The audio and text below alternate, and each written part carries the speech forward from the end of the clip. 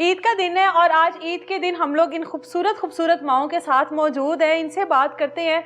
ये दुख एक अलग है कि ये माएँ हम लोगों के साथ अपनी औलाद के साथ मौजूद नहीं हैं, इस तरह किसी इदारे में मौजूद हैं। लेकिन इस इदारे का माहौल देखकर या इन माओं को सुकून में या खुश देखकर इस बात की तसल्ली हो जाती है कि चलो जहाँ हैं पुरसुकून है। सबसे पहले तो माँ जी आपको बहुत ज़्यादा ईद मुबारक। आपको भी बहुत ज़्यादा ईद मुबारक। मुझे ये बताएं आप यहाँ पर कब से हैं?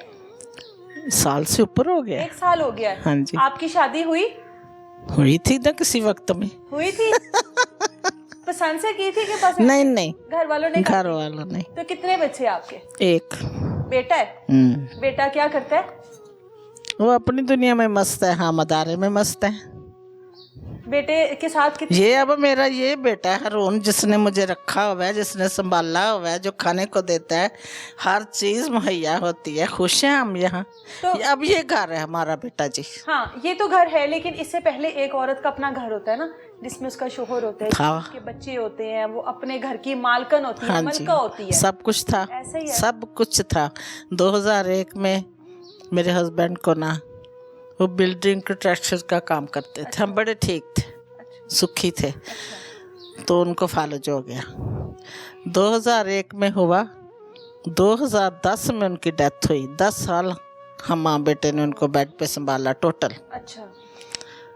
तो बस घर हमारा अपना बिक गया।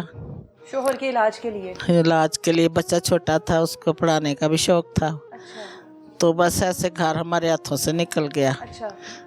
फिर ऐसे बस धक्के धक्के शुरू हो गए उनकी डेथ के बाद। हाँ जी। कहाँ तक पढ़ाया? बीए कराया। बीए करवाया। उसमें ने दुबई जाने के शौक में ज्यादा ही खराबी कर दी, कर्जे हो गए। दुबई भेजा। हाँ जी। फिर शोहर की जब शोहर फौत हो गया उसके तो बाद फिर आपने किस तरह घर का सर्कल चलाया? फिर वो बच्चा काम भी करता था, पढ़ता भी था। आप भी कोई काम करती थी? मैं भी करती थी, तो इतना ज्यादा नहीं। तालीम बालिगा पढ़ाती थी। अच्छा। मैं घर में इस क्लास लगाती थी। जैसे ट्यूशन हाँ जी। वगैरह? हाँ जी। हाँ जी। अच्छा ठीक है। तो बस गुजारा हो रहा था। लेकिन जब घर बिक गया फिर परेशानी आई, जब हम किरायों पे आ गए। हाँ, किराया नहीं निकलता होगा। किराया, बिल, खर्चा। वो बेटे ने दुबई जाने में हमें और ज्यादा खराबी कर दी। अच्छा। घर का उसकी दुबई जाना क्यों जाना चाहता था? कमाने काम के लिए। हाँ जी। अच्छा। वो ऐसा हुआ कि जब ये दुबई पहुंचा ना, 3-4 महीने तो काम चलता रहा। अच्छा। मुझे किसी के घर छोड़ा, मैं अकेली थी। फिक्रमंद था कि माँ कहाँ रहेगी। अच्छा। तो वहाँ के वीज़े बंद हो गए दुबई के? पाकिस्तान के सिर्फ। अच्छा। पाकिस्तान वालों को वो निकाल रहे थे। अच्छा। वीज़े भी बंद हो गए, क्योंकि वो मुल्क, कुछ ऐसे मुल्क भी हैं जो पाकिस्तान को लाइक नहीं करते हैं। ऐसा ही है। बेटे को जब भेजा तो कर्जा वगैरह उठाया? कर्जा उठाया। बस ऐसी परेशानियां जिंदगी में आ गई। फिर मैं बीमार रहना शुरू हो गई। किसके घर में थी आप? किसी रिश्तेदार के? हाँ जी। अच्छा। तो फिर मैं बीमार रहना शुरू हो गई। मुझे शुगर हो गई, बीपी हो गया, और ये घुटनों की प्रॉब्लम हो गई। अच्छा। चलना मुश्किल हुआ। बस ऐसे करते कराते हम यहाँ तक आ गए। अब यहाँ कितनी देर हो गई है गए हुए दुबई? वापस आ गया हुआ है। वीज़े ही बंद हो गए थे बेटा। हमारी बदनसीबी ये है कि वीज़े ही बंद हो गए पाकिस्तान के। वापस आने के बाद आपको मिला ना? हाँ जी, लेकिन कोई हालात दुरुस्त नहीं हुए हैं। कितनी उम्र है बेटे की आपकी? अब कितनी उम्र है उसकी? तकरीबन 35-40 तो होगी। शादी की उसने? शादी की थी। शादी तो मैंने बड़ी धूमधाम से की थी। अच्छा। स्टाफ नर्स ब्याह के लाई थी। स्टाफ नर्स ब्याह के लाई थी? अच्छा। वो रही नहीं है, उसका कहीं और ख्याल था। लेकिन हमारे साथ ये भी एक बहुत बड़ा धोखा हुआ। बेटे का घर भी टूट गया? मेरा तो वैसे खुदा के पास पहुंच गया। हाँ। और उसकी वैसे तलाक हो गई। अब वो अपने फिक्रों का मुँह में है, मैं अपनी परेशानियों में हूँ। तो दिन गुजरते जा रहे हैं बेटा, अच्छे दिन गुजर रहे हैं। ये हमारा बड़ा ख्याल रखते हैं। आपको यहाँ पर 1.5 साल हो गया? हाँ जी, हो गया। 1.5 साल में बेटा कितनी बार आया मिलने?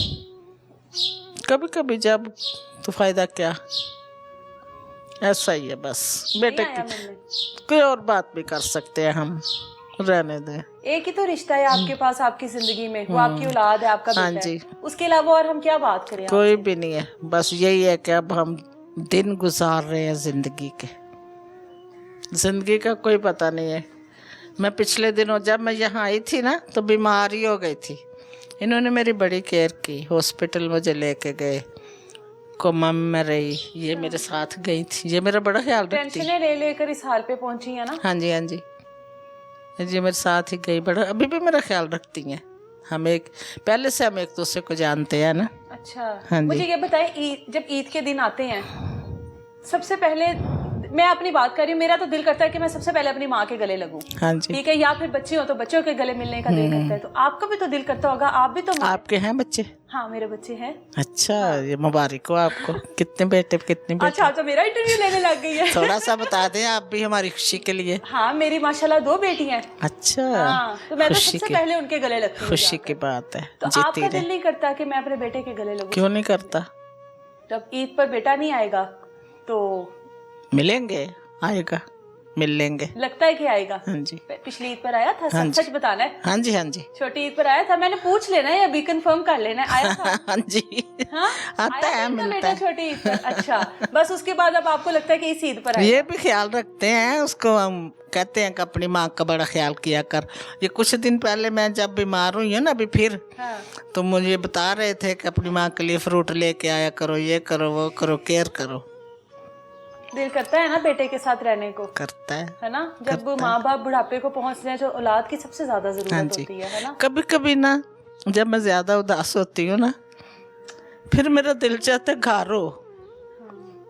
घर का सारा सामान था मेरा, हर चीज थी दुनिया की, काम वाली भी थी। ऐसा मैं चाहती हूँ दोबारा हो जाए। लेकिन मैं जब बीमार हुई हॉस्पिटल में, मुझे था कि मैं ख़त्म हूँ। मैं ना जब आई हूँ ना तो हरून बेटे के सामने मैं कह रही थी अपने बेटे को कि अगर मैं चली जाती, फोत हो जाती, डॉक्टर मुझे कह रहे थे कि रास्ते में डेथ हो जानी है, आपका तो शुगर 40 है। मैंने कहा होने दो, मैं वापस नहीं आऊँगी, मैं अपने घर जा रही हूँ। मैं इधर आई हूँ तब से मेरा बीपी भी ठीक रहता है। तो मैं वैसे पूछ रही थी कि अगर मुझे कुछ होता तो यहाँ से मेरा जनाजा जाना था। हरून बेटे ने फौरन से कहा ये आपका घर है, ये आप ही का घर है, आपने अब इधर ही रहना है। बड़ी तसल्ली दी। तो मैं अब इधर ही हूँ, यहाँ से मैंने जाना है ऊपर, पता नहीं कब, आपको सेहत वाली जिंदगी दे। लेकिन ये नहीं पता कब, किसी दिन तो ऐसा होगा, क्योंकि मेरा घर नहीं है कोई भी, मैं बेघर हूँ।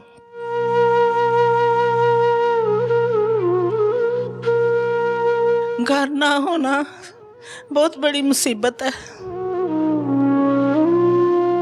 बेशक कोई कितना भी ख्याल रखते हैं। ये अभी मैं सुबह कह रही थी मेरा मुंह खराब है, मेरे से रोटी नहीं खाई जा रही। बेटा कहता हम चावल बना के देंगे। ख्याल रखते हैं, प्यार भी करते हैं, बेटे जैसा प्यार मिल रहा है और क्या चाहिए। फिर भी घर याद आता है।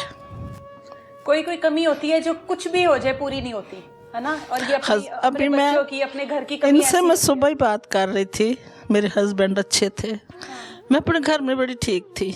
पता नहीं क्या हुआ है हमारे साथ कि हम आसमान से ज़मीन पे गिर गए हैं, ऐसा ही है। तो अब आप आते हो मिलने के लिए, शुक्र है अल्लाह का। दिन गुजरते जा रहे हैं, दुआओं में हम सबको याद रखते हैं। अदारे चलाने वालों के लिए बरकत, जो सपोर्ट करते हैं उनके लिए बरकत की दुआ मांगते रहते हैं। अल्लाह मियाँ उनको और ज़्यादा, वो हमारा बड़ा ख्याल रखती हैं, मिलने भी आती हैं। मेरे पास भी हैं चूड़ियाँ, वो दे के गई हुई हैं, कड़े भी हैं। लेकिन ये है कि बस पहनी नहीं आपने, अब ईद वाले दिन भी नहीं पहनेंगी तो कब पहनेंगी? चूड़ियाँ पता नहीं मैं कहाँ रख बैठी, मुझे ना अपनी चीज़ों का कुछ पता नहीं चलता। नहीं, कड़ा तो उधर पड़ा हुआ है, वो छोटा सा बैग नहीं इतना सा, वो मैं पहन लेती। अच्छा, सबसे ज्यादा खाने में क्या चीज दिल करता है कि भाई ये चीज हो? जैसे अब ईद है, मीठा भी खाने को दिल करता है, गोश्त भी खाने को दिल करता है। ये ईद तो चले मैं ना नहीं गोश्त की मैं शौकीन हूँ, हाँ। लेकिन अब नहीं इतना खाया जाता।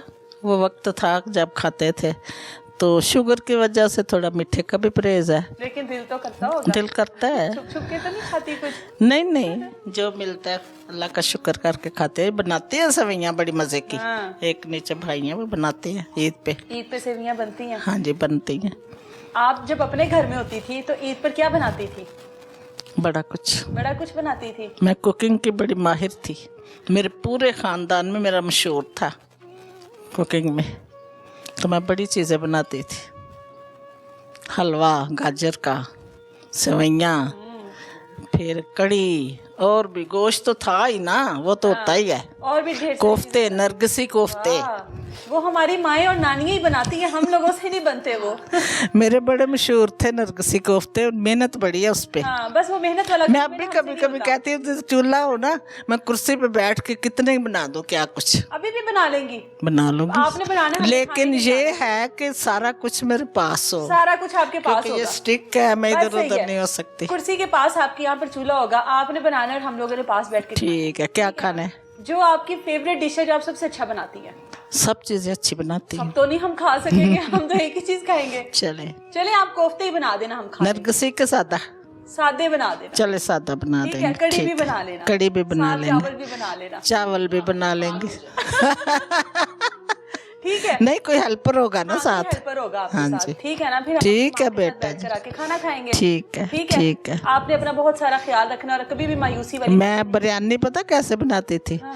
रंग बिरंगी, बड़ी मजे की। चावल रंग बिरंगे में तंजन।